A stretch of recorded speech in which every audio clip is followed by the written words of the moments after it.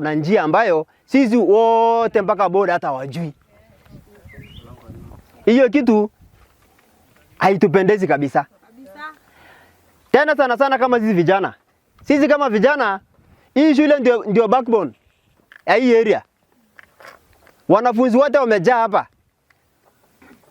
Wanafunzi wote kutoka area zote tofauti wako hapa.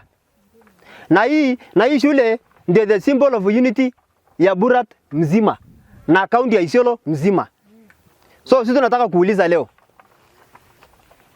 ule director ambayo alienda akaleta akampost mwalimu hapa bila ruhusa ya board, bila ruhusa ya community, anaitwa Muma Arbale.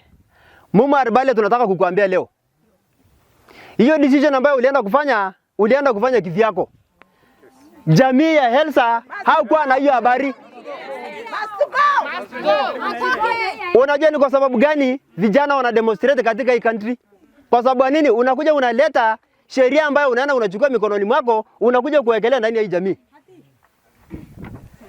Hizo sasa sisi Yakale amesoea sisi kina mama. Sasa sisi hatuna mbele na nyuma. Sisi tunategemea kibarua, tunategemea makaa ama saa nyingine maragwe.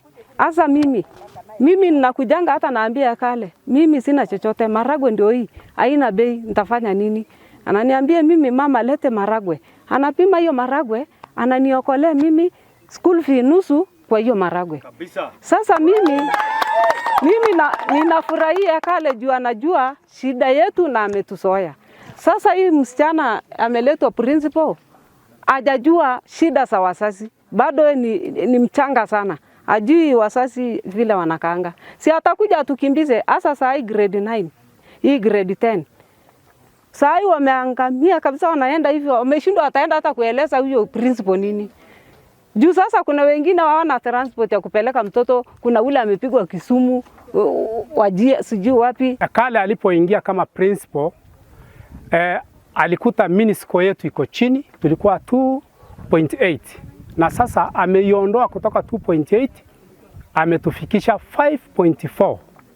Na kwa hakika sisi tulikuwa tunatarajia kwamba mtu ambaye anafanya kazi vizuri, Mswahili anasema kwamba chada chema uvishwa pete.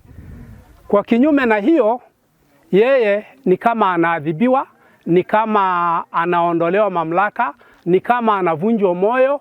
Na Yakale akivunjwa moyo, sisi tumevunjwa moyo kwa sababu wanafunzi wa Elsa wa mwaka huu ambaye wamefanya mtihani ya 2025-2026 academic year wamefanya vizuri sana, kwa sababu tuko na wanafunzi ambao wamepata C+, wanafunzi 4, na tuko na wanafunzi 14 ambaye wamepata alama ya C plain, na wanafunzi